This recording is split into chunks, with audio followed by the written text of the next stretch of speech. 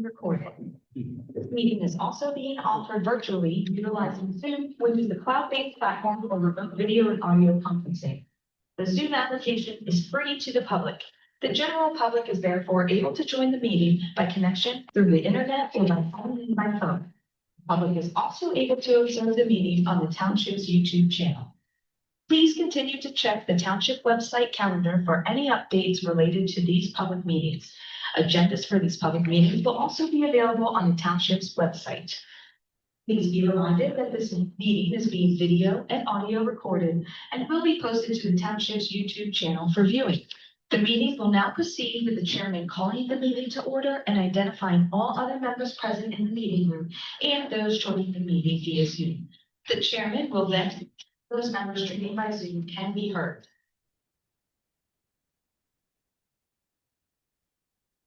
Do not have anyone on Zoom at this stage. Good evening. I'll call the October 14th meeting of the East St. Peter Township Planning Commission to order. Members of the commission on my left, John Thompson, Jansen Herr. I'm Randy Patterson, the chair. I have Sarah Ryder, Jason Dagan, I have Jacob Bowen, who is the Director of Planning and Zoning Officer for the township, and Lee Obitz, who is Administrative Assistant. So we'll begin with the pledge of allegiance. I pledge allegiance to the flag of the United States of America and to the republic which it stands, one nation, indivisible, with liberty and justice for all.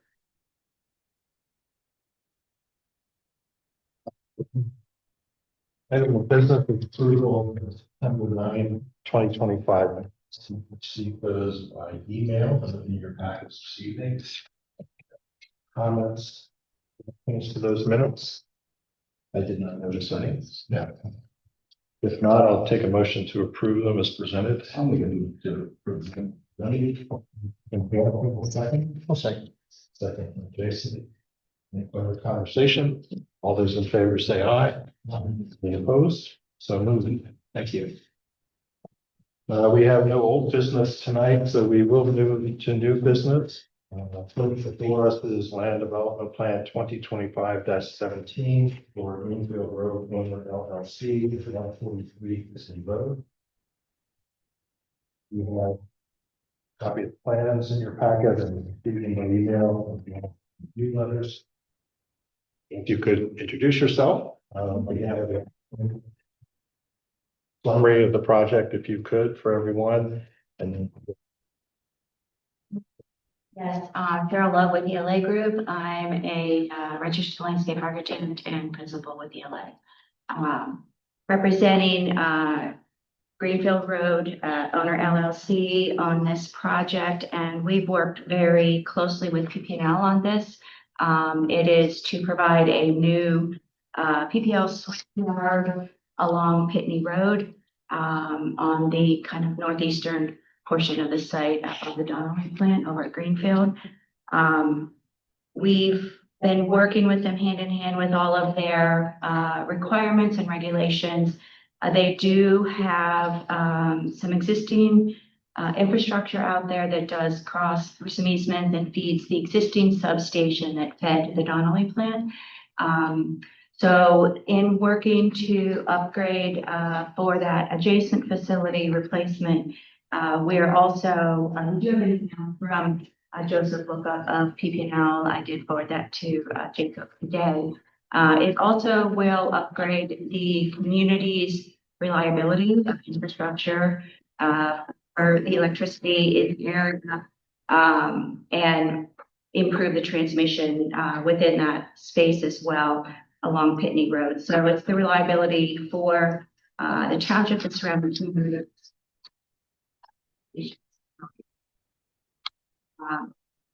So we have worked very closely with them, their regulations and all of their requirements. They are having us look at, as shown on the plans, a gravel drive. There may be one vehicle at that facility can protect the operations, make sure everything's functioning open. There's a very small like a utility cabinet, small building structure that is in there, out there, but That gets checked in on. Other than that, we are replacing an existing 6 foot high fence. On it now, we're replacing it in kind in same location with a improved fence to get the barbed wire off. And whatnot.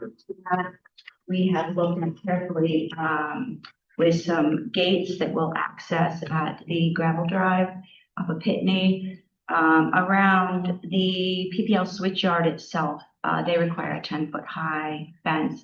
That is pretty far back into the site. I think it was 160 feet back in from the current right-of-way of Pitney.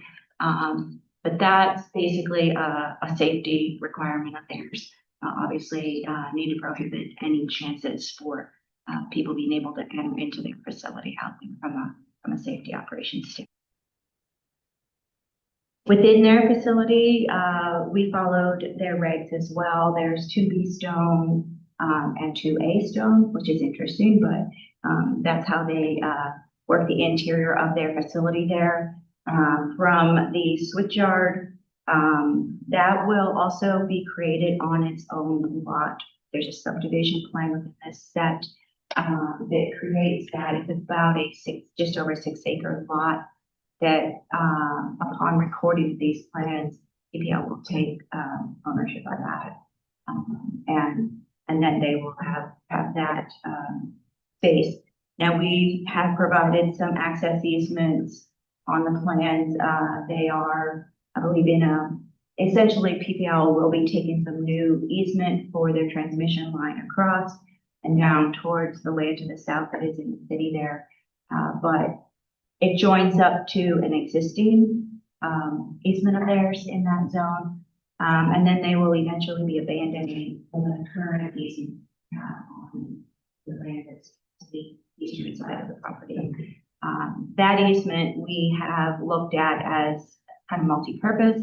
Also, it's an access for stormwater, cabling, stormwater easements. Pitney Road is to a new storm basin that we are installing, and that all falls within the stormwater easement. But it also serves as an access easement from Pitney Road for them to drive into their facility. Their exact property does not have a direct drive based on grades where it comes in off of Pitney. So those were some of the cleanup items that we have accommodated within the plans themselves. Again, we touched on very limited use. We did meet early on with Jacob Terra and others from the township as we began these plans. One of the key points was to make sure we are not allowing for any through traffic between sites. So beyond the gate that is set back in from the road a bit, there is another gate into her home that keeps that area closed off and isolated basically to itself. However, obviously emergency services and whatnot can gain accessibility to it. Or should something happen on the opposite side to the south of us at Greenfield Road, this could be a secondary exit in emergency out to Pitney. Otherwise, it's really expected one PPL vehicle weighs very small impact there. Within the site itself, we have designed a stormwater basin. I think we've met most of the stormwater requirements, but I can walk through some of the comments. There's comments individually, but are there any other higher level questions at this?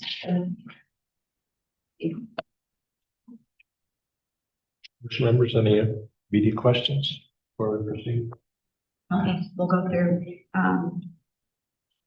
So some of the initial comments relate to we will be requesting a waiver for preliminary planning processing in it itself. The next few comments are all somewhat interrelated.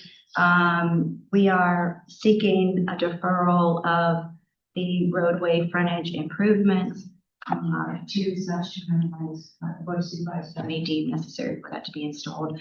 I have received a sample deferral agreement. We'll be working on that and getting that executed to the satisfaction of the township. So the next few sections relate to the widening from center line out. We would need to widen about 1.5 feet to gain a meet-your cartway regulations. And then it would be also item 3, curbs to defer the 8-inch curb install. Item 4, sidewalks, 5-foot grass strip and 5-foot sidewalks along there. We have shown how those can all be graphically depicted on the layout plan. So we did include those in this drawings.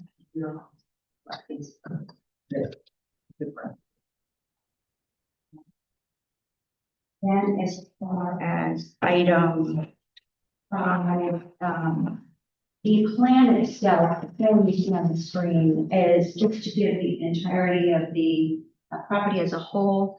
Obviously, you have 2 different account numbers, East Lampeter Township and then that in the city, but it is all on one deed currently. So we wanted one overall plan. So the modification request in item 5 is simply to be able to easily portray the current existing conditions and what the upgrades would be for PPL. Item 6 relates to offsite features. This is right this a little bit to the property. We have on next slide, I believe it is. Well,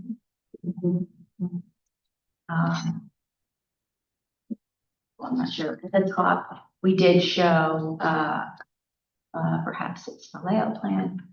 We actually, we have a more updated plan. I only got that to Jacob today. So we have gone ahead and shown all adjacent property owners within 200 feet, as well as the features, roadways.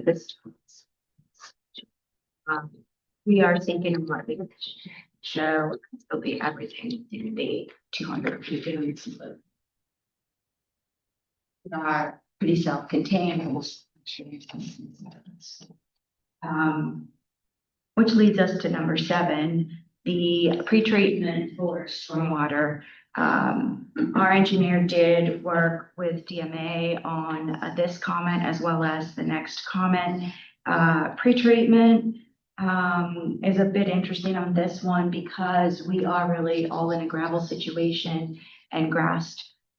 We really don't have a pollutant runoff. We don't have a lot of vehicles, so we don't have things that are generating the need for that pretreatment. So I believe DMA would support, as they stated, the granting of that waiver request, given what our current conditions will be. Loading factor or loading ratios. I don't be was an additional waiver request. Again, of similar nature to what I just described. The majority of what we have that drains into this basement.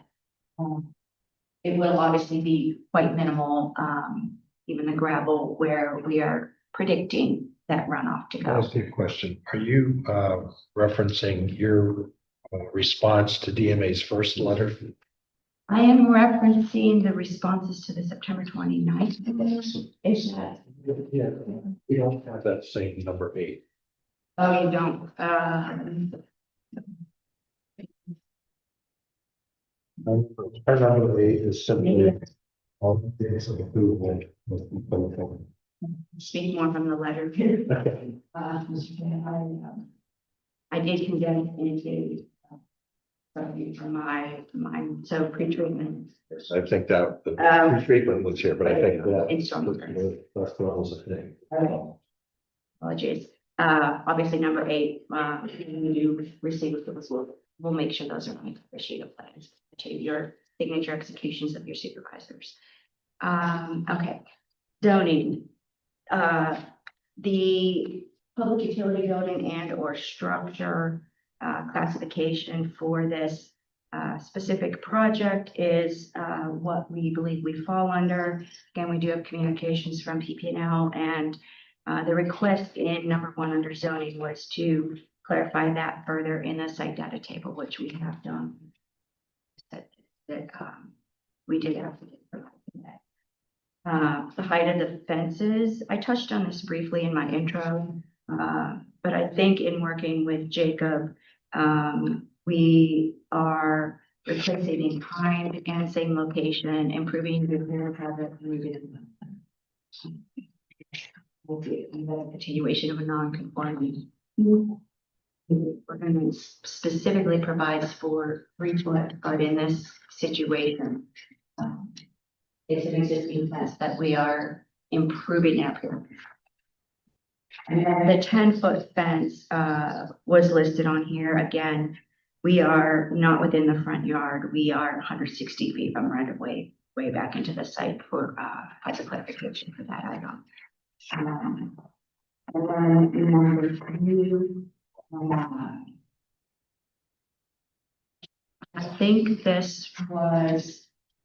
I believe this was deemed as being dropped out of the review from the relief with regards to the plan detail on that item as far as the parking areas and the gravel based on it being a PPL pub PUC requirement for us to abide by their regs.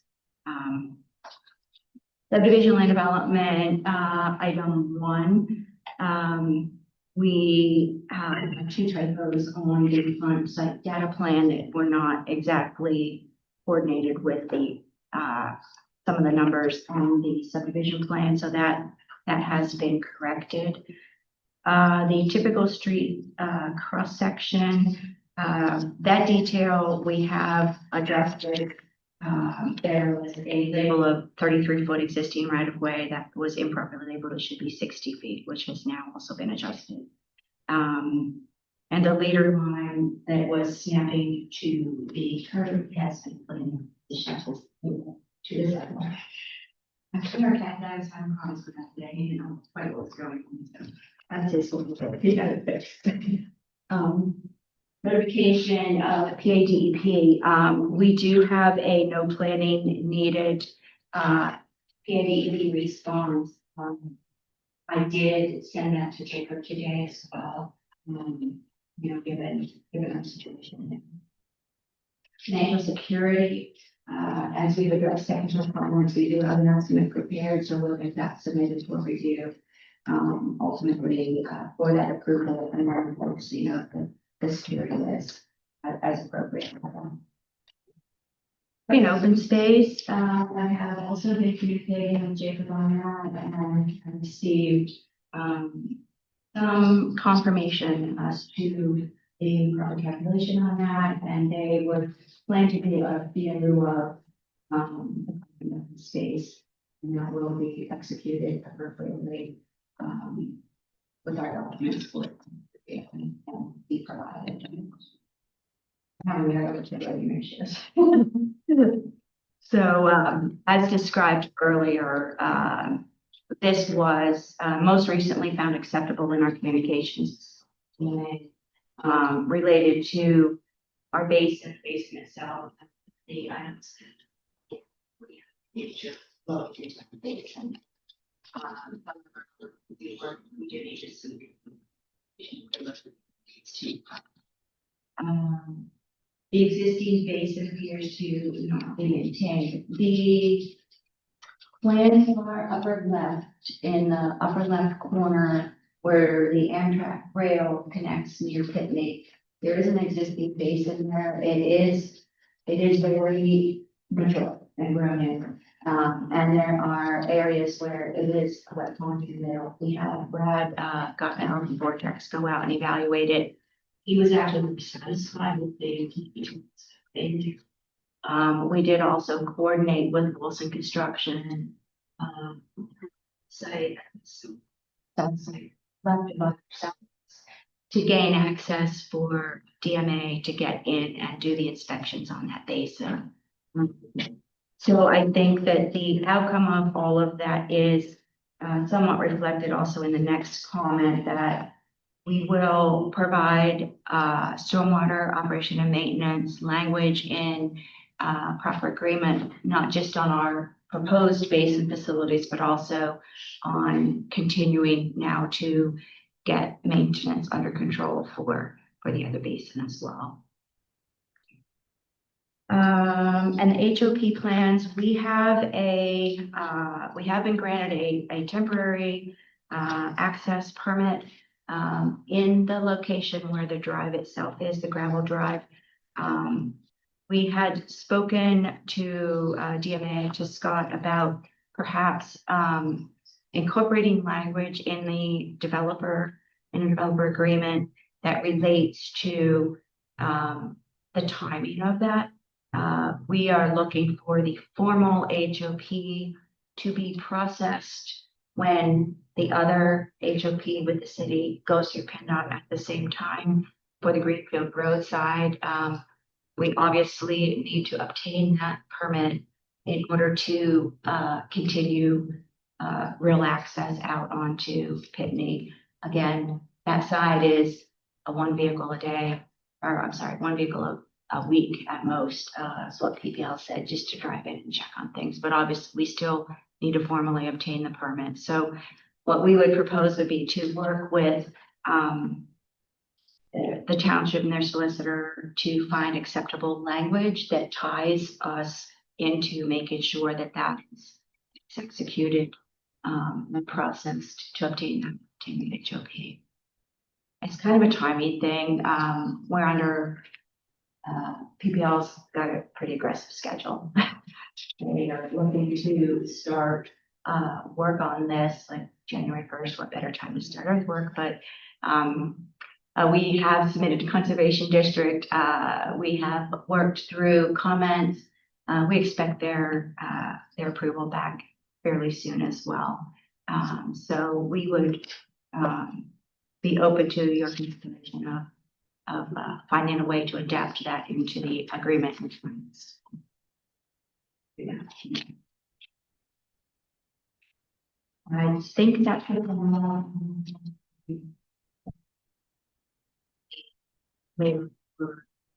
modification itself, but we're open to any questions. Just one question two questions. Did you see the county planning department's review comments from your review this time? My question is to the deferral agreements. So this is being submitted under Greenfield Road under LLC and would be recorded under their name. Correct.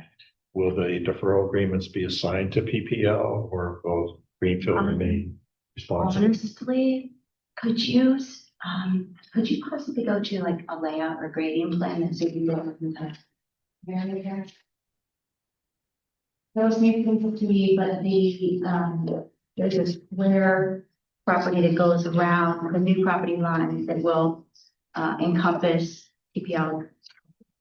The remaining limits around the sides of that will stay on the portion of the lot that is the main core of the property. So I think my answer to that would be the Greenfield Road owner LLC would definitely with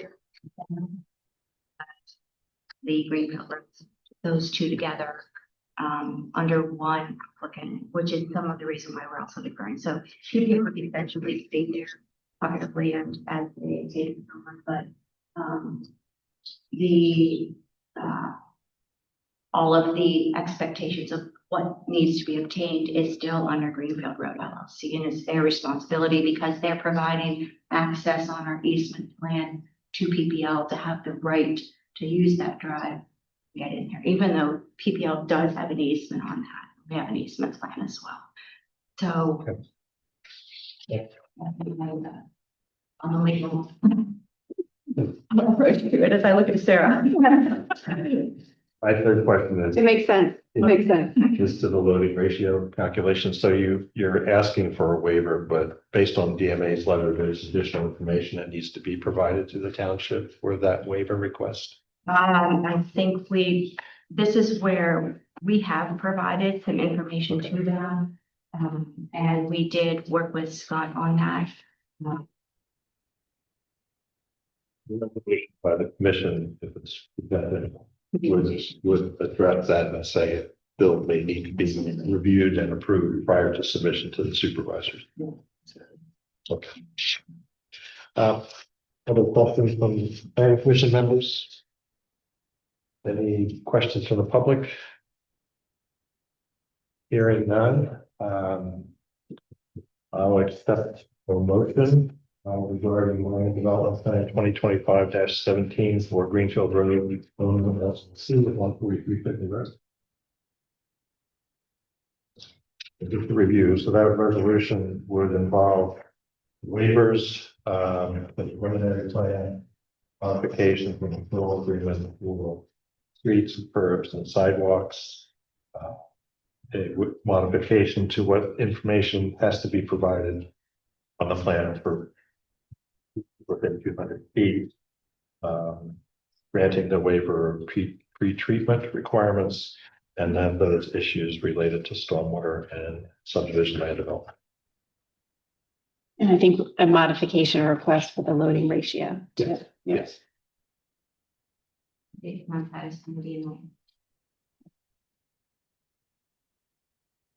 Yeah, I'll make a motion for a plan from compliance to approve, subject to the township's satisfactory review of the information that was provided today. Subject to all the waivers, modifications, and deferrals outlined in the DMA letter dated September 29th, 2020. Well, and the subdivision and land development plan review letter. That date of review is 9/2/2025. Just to clarify, it's please recommend to the board of commissioners for approval. Second to that motion? I'll second that. Sarah is the second to that motion. Final comments, discussion on the motion? Hearing none, all those in favor say aye. Any opposed? So moved. Thank you.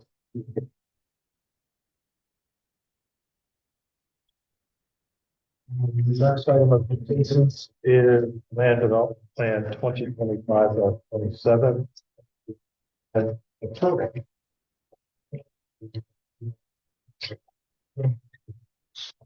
Mike, you can introduce yourself, it's a summary of the request.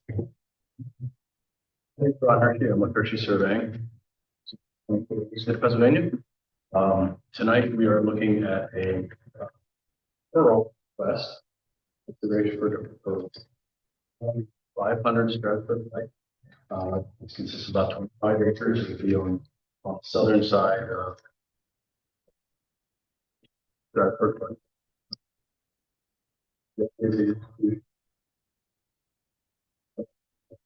Acres to the property. Northern side, eastern side. A portion is in East Lampeter Township. No improvements are proposed. It's mainly Eli King owns both properties. His son is looking to purchase some land in West Lampeter Township where there's currently a barn-dominium that was built, I'm going to say it's probably about 6 or 7 years ago in West Lampeter.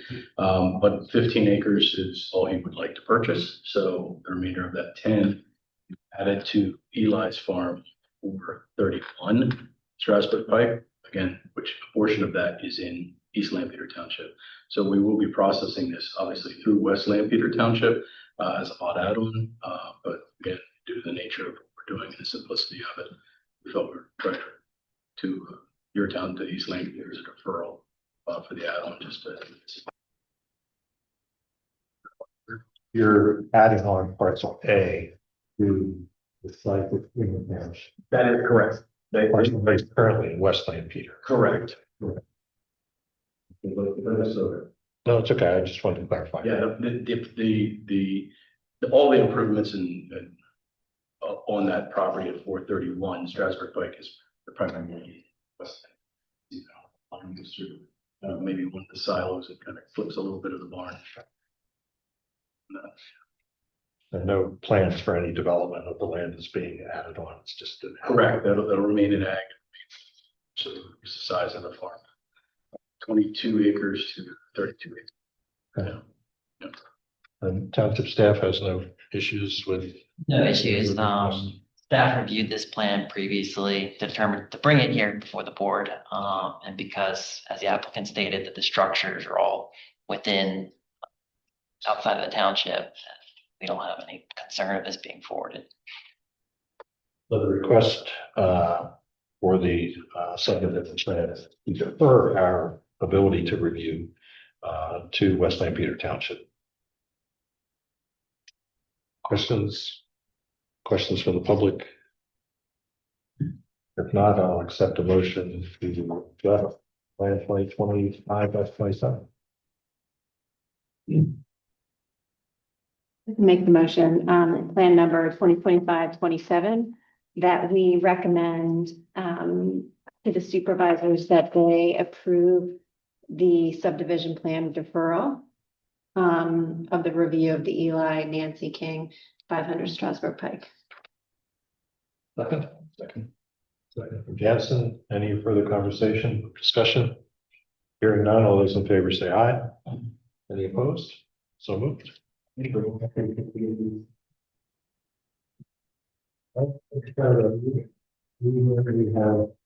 a briefing on our both crews, one is Rutherford Road and one is for subdivision land development plan for Coffell Real Estate. So for the subdivision plan that will likely be before you in November for 91 North Saldersburg Pike. This property is a 70-acre farm, and it is actually split between East Lampeter Township and Laycock Township. We did not recommend a referral on this one because they will be creating an entirely new lot of approximately 20 acres within East Lampeter Township. So we'll actually be doing the subdivision along the township line, so make it a little bit easier. And then the second item under briefing, this project, the board is likely familiar with. This is for Lancaster Archery at 2195 Old Philadelphia Pike. So this property is now all zoned light industrial I1. So they will be bringing before the board a land development for the integrated business campus use that was previously approved. And this will involve demolition of multiple structures, lot consolidation of multiple lots, the construction of a new 34,500 square foot structure, and new parking and stormwater facilities. I know you're here this evening, I think. Normally for a briefing item, we don't do any presentations, but we'll offer you, if you had any questions you wanted to ask, I mean, we'll be prepared to review the plan. We've seen preliminary plans and ideas, so we'll be prepared for that. Other business, informal rezoning discussion.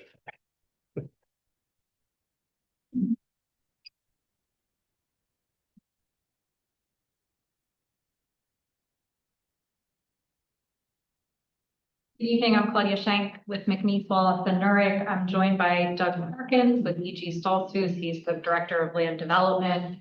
We're here this evening to talk with you about a rezoning that we're hoping to pursue. It was recommended by staff that before we file a formal petition, we come in and have an informal conversation with both the Planning Commission and with the Board of Supervisors. So what you see on the screen is an aerial map that depicts the property. It's actually two adjoining tracts of land, both which are owned by affiliates of E.G. Stoltzfus. There's a 0.9 acre vacant parcel that sort of sits inside of the larger 5.5 acre piece. And the larger piece is where E.G. currently has their offices.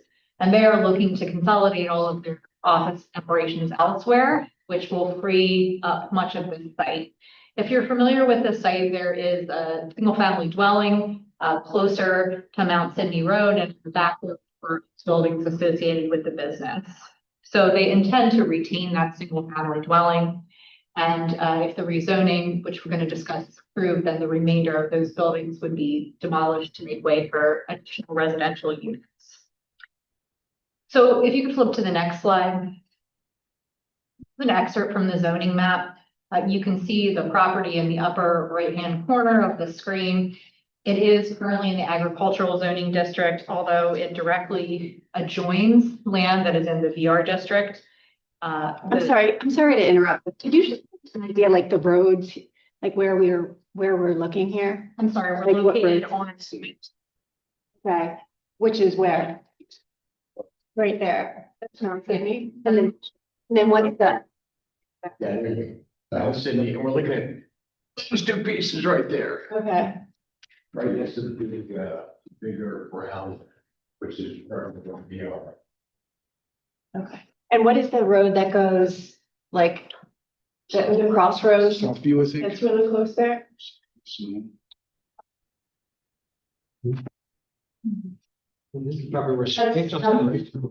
Outway. Okay, sorry. I just wouldn't know where we're looking here. and in any case, so the village residential zoning district does directly abut this property. And we're looking to extend that zoning district to encompass these two properties. At this point in time, if the rezoning were approved, we anticipate that we would have about 10 residential lots that we could create from this property, which would include a lot that would contain the existing single-family dwelling. In terms of planning justifications for the relief, again, we're directly adjoining that VR zoning district. We feel it's a logical extension. The property, for a little more context, is adjoined on two sides by the CB campus. So it is that right there next to the school. And although it is currently zoned agricultural, it hasn't been used that way for a number of years. It's had a business there for several years now. So really, it's no longer consistent with the purpose of that zoning district. Mount Sydney Road is also a major collector road and is immediately adjacent to the village growth boundary as identified on the CV comprehensive plan. It's also an infill development and adaptive reuse. And I would also just point out that the property is served by public sewer as well. Maybe I'll pause here and let Doug add in any color or detail that he'd like to offer. So, we were in here for a subdivision next to it. We're just building the street now. That's 14 residential lots. We would contemplate this land to be developed in a similar fashion. 4 years ago, believe it or not, we started the other project. In terms of concept and sketch, we had no idea what the use of this property was going to be. We had no idea that we were relocating anywhere. Times changed. We ended up finding a property. We're taking the B&B Yamaha site off Route 283 and converting that. We're combining our commercial services and our home services in one building that spot.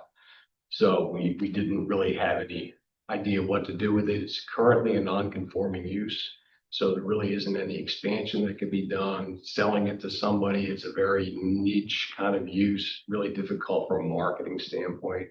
So we discussed potentially rezoning it and doing something similar to what we're doing. Siouxland Drive, across the street from Siouxland. So that is the vision for the property. So that's the intent. We will retain the homestead that's there, plus the pool, which is behind it, some of the fairly significant lot that goes all the way to Mount Sydney Road. So that iconic house will continue to be So again, we're just here for discussion this evening to get any informal reactions or feedback that the planning commission might have. Comments? I mean, from my perspective, you're bookending that side of Whitmer with your two projects, right? I mean, from my perspective, from an infill perspective, it makes sense. It hasn't been used as agricultural land. The land that surrounds it is not really agricultural land either. It's now part of the campus, so I don't see a particular issue with it. It makes sense to me as well. Of course, whenever we have more residential development, I always get concerned about traffic, especially some of the hill being there and just the sight lines that are involved with that area. It's just the- this location, it's very good. I mean, we're further away from the hill than the other one.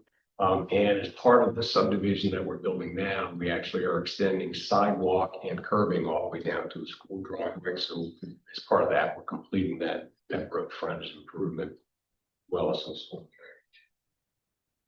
And how many lots did you say that this, on this? It's gonna be, I mean, conceptually, the way we have it laid out, it's about 10 lots.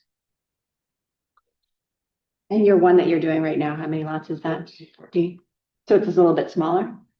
Small. Yeah, you can see it's a little shorter. The cul-de-sac just would be a little shorter. The lots we have for sale in the current development, they are for sale yet, but they're all going to be custom homes, larger custom homes. And the lots are larger than you typically have in a new home development nowadays. So some of them are over half an acre, 3/4 of an acre, down to about 15,000 square feet or so. And would this one be developed in the same manner? Same. Okay. Exact. Idea would be to kind of just keep rolling. Yeah. There's very little inventory in East Lampeter. I'm sure you guys are aware of that. So this, I mean, it's gonna be a robust sales pace is my guess. If I you, have similar feedback as well. I think the logic is sound here with, I think that the contemplation of shifting it from ag to VR makes a lot of sense, given the current use being non-conforming, given its proximity to other areas, to the existing district there. I don't have any concerns about any of that at all. I would echo what Jansen said about the traffic. Given that it's a cul-de-sac, it's all going to dump out on that road. As you can tell in the drawing there's quite a bit of other roads that push into that road, and there's a school right next door as well. So traffic is on that one collector road is a little bit of a concern, but yeah, I think that's the only comment that I would have. But yeah, I get exactly what you're saying there. I think the only question I would have is you said you're going to retain ownership of the current property, the current residential home, single family Well, residential. it's gonna remain as a residential. We're not gonna retain ownership of it. I think that will. Okay. Thanks. Got it. But you're not going to demo that and Correct. you're just going to you're just going to sell it. Understood. All right. Thanks for clarifying that. So I do have a question. If you rezoned it to the village, would it be marketable for other uses? Than Yes. residential? Yeah, same idea would have taken place with the one we're developing now. We looked at doing duplexes. You can even do townhomes if you wanted to do by special exception, I think. That is not what we would want to do. So we're not looking to sell. Looking at help it build it. Yeah, we're always looking for inventory of lots, so it's for us to sell it makes sense. And you'd want to maintain like a single path home type of community. Be consistent with what we're doing on the other. I agree with everything everyone else said. This is really not a zoning question or comment, but I would just encourage you to talk to the school district about like the number of homes that planning or potential, because I know Smoketown's very full, so I think they're gonna have to redistrict at some point. So they need to know that. Okay. Any other comments? Staff comment, is typically the township tries to avoid the creation of dead ends, cul-de-sacs. I know this goes a little bit beyond zoning, but this is what it would lead to. Definitely recommend to try to be a little creative, maybe reach out to the school district about possibilities of different access. If the school district is definitely explore different options. It would also alleviate some of the traffic constraints that you'll experience on Mount Sydney if there is some sort of access easement you could obtain through the school district to dump out traffic from the neighborhood onto Horseshoe or whatever other road is over that direction. That's a pretty good idea, actually.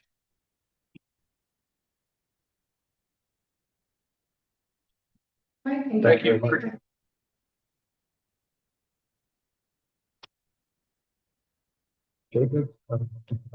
So I know last meeting, kind of promised you'd have a draft comprehensive plan here. At the last steering committee was that Friday? Yeah, last Friday. We did there would be a more robust draft before moving forward. So I think the steering committee will meet again on the 23rd. Hopefully try to have a more robust draft together to potentially be before you before the November meeting. This time I'm not going to promise, but so we're trying to get something a little more robust before, that way you're not reviewing many drafts. Appreciate that. You'd say hoping to. Yeah. I did say hoping, okay, Promise people. good. A lot of people think I say I think we look forward to that. It'd be interesting. Any other business? None from the commission. I'll take a motion to adjourn. Make a motion to adjourn. Jansen, second. Sarah, seconds. All those in favor say aye. Wilson.